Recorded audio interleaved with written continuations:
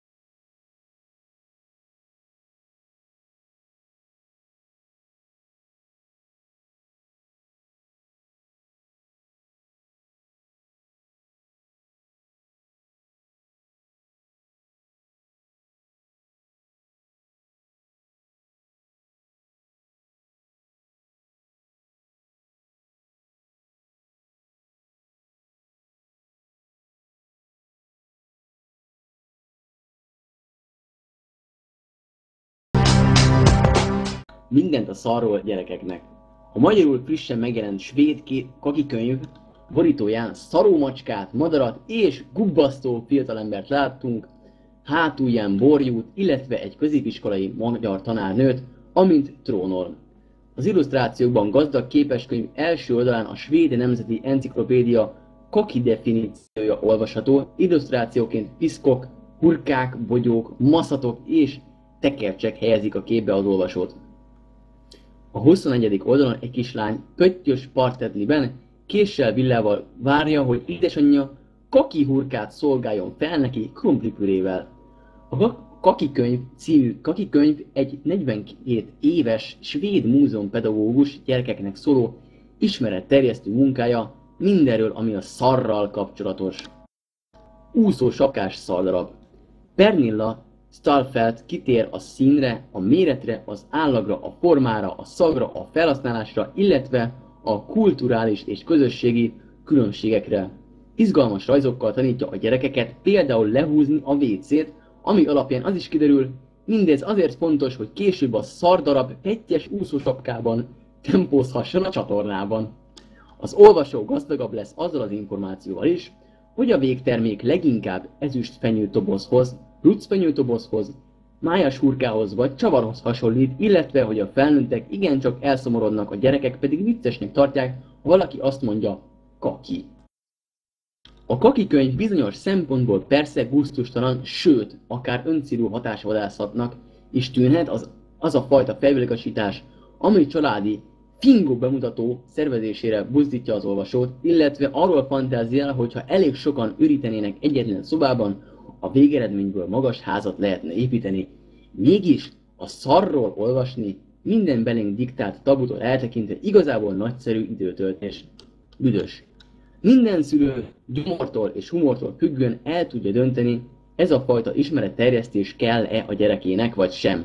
Minden esetre Európában már több mint 100 000 példányban kelt el a mű, a szerző bezsebelte a gyerekkönyvszerzőknek és illusztrátoroknak szóló rangos díjakat, de nem csak az infantilis stílusban megfogalmazott szartematika miatt, nagy sikerrel írt már gyerekeknek a halálról, meg a szerelemről is. A könyvből az is kiderül, hogy az emberek rendszerint nem csinálnak be egymás előtt, hogy a kaki azért undorító, mert büdös, illetve hogy senki se lepődjön meg, ha a céklafogyasztás után piros, amit a WC-ben talál. Sőt, a világ első kaki témájú 4 soros dalszövege is olvasható, amiben egy mókus a főszereplő, azt viszont tényleg nehéz elhinni, hogy van, ahol a szarvas szar a nyakláncok alapnyaga. Azaz a szarvas szar. Fölveszi az elejét is. Az élőlények időnként kakilnak, legalábbis az állatok és az emberek. A növények is élnek, azok nem kakilnak. Sokak szerint a kaki undorító, talán mert annyira büdös. Néhányan azonban mulatságosnak tartják, másoknak pedig kimondottan ízlik. Ezt egy illusztrátorról mutatja, hogy a legyekről van szó. A kaki sokféle alakú lehet, néha tobozhoz hasonlít. Ezüstfenyőtoboz, kaki toboz, rucfenyőtoboz. Néha hurka alakú, kaki hurka, májas hurka. Máskor úgy néz ki, mint egy csavar, kaki csavar, sima csavar. Olykor pedig pépes. Ez a hasmenés, ilyenkor sokszor még a hasad is fáj.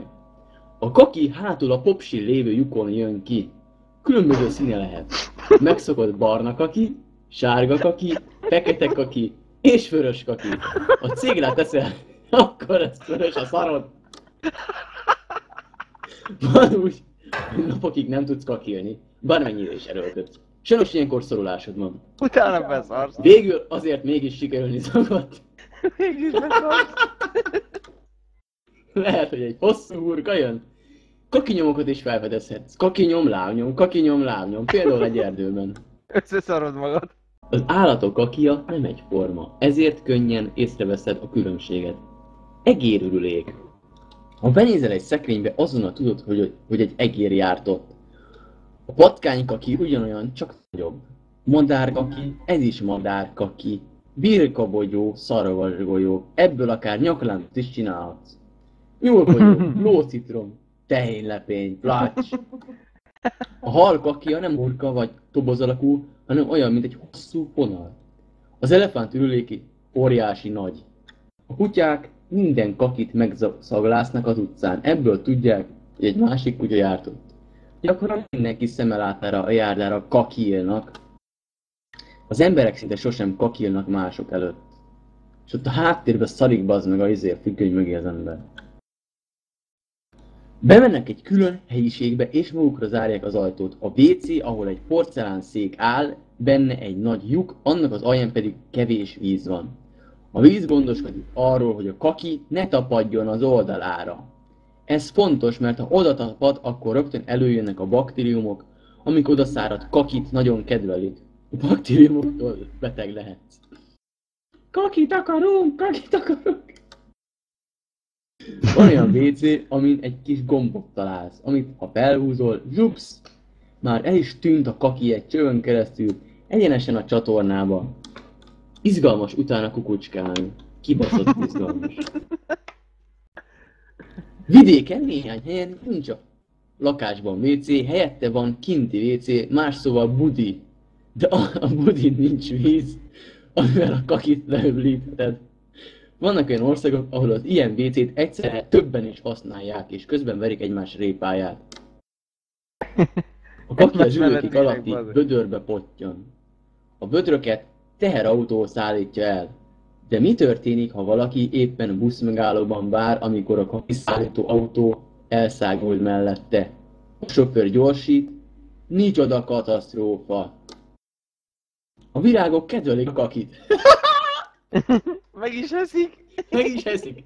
Az ő kaki életelüket trágyának hívjuk, és a kertben a virágok körül szoktuk szétteríteni. Jó van, bazd meg. A virágoknak nincs szájuk, és a föld alatti gyökereikkel táplálkoznak. Amikor esik az eső, a kaki az esővízzel együtt beszivárog a földbe. Kaki gyökerek. Jó van. A gyökerek felszívják a kakis vizet. A virág növekszik. A gyerekek többsége szerint a puki és a kaki vicces dolog, ám a felnőttek nem így gondolják. Ők elszomorodnak, ha hangosan kakit mondasz. Kati néni, Zoli bácsi.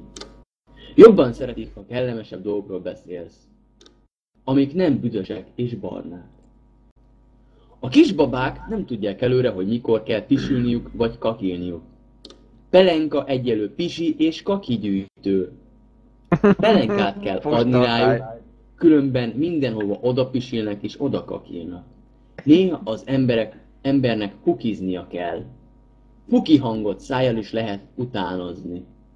De leggyakrabban a popsiával pukkant az ember. Pukizni jó, de utána néha büdös van. Gondoltál már arra, hogy milyen színű a puki? Talán egy kis barna felhőhöz hasonlít? Nem. Épp olyan átlátszó, mint a levegő. Puki befőttes üvegben, kép illusztrálja. Nem látszik, de a szakáról felismered. Puki egyenlő lavi...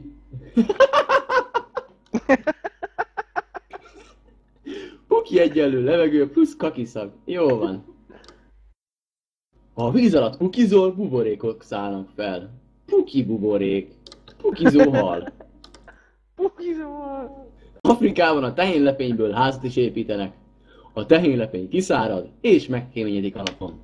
Ha sok-sok ember egyetlen szobában annyit kakilna, amennyit csak bírna, micsoda magas házat lehetne építeni. Egy egész kaki felhőkarcolót, amiben rengetegen lakhatnának. De ha hirtelen ered az eső, a ház talán szétmálik és a helyén epernő. Kaki plusz föld plusz mag egyenlő eper. Akkor az emberek annyi finom epret tehetnek, amennyit csak bírnak. Néhány mama állat takarítás közben a kölyt kakiát is végzi. Nincs szükség porszívóra. Az viszont furcsa lenne, ha az emberek kakit ennének. Mi van? Mi a vacsora? Krumpli püré, kaki...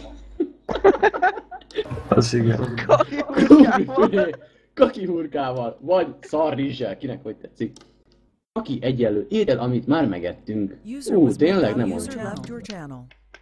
Ha van egy jó nagy ágyatok, és levetköztök mesztelenre, puki előadást is tarthattok. Amit papa, mama és Imre bácsi néz, mesztelenül urának a gyerekek, kicsit sem pedofil dolog. Ugrabugrálhattok az ágyon, pukizgathattok, és miközben a szátokkal is utánozgathatjátok a pukizást. Befejezés, sőt, talán egy kis dal lenne a legegyszerűbb, de nincs olyan dal, ami a kakiról szól, kénytelenek vagyunk kitalálni egyet. Mókuska üldögélt a WC-n, megbillant az ülőke szélén, jó lesz mókus, ha egyenesen ülsz, mert még a végén a WC-be kerülsz. Remek, itt a vége, fussatok mind a WC-re, szarjátok tele, legyen vége.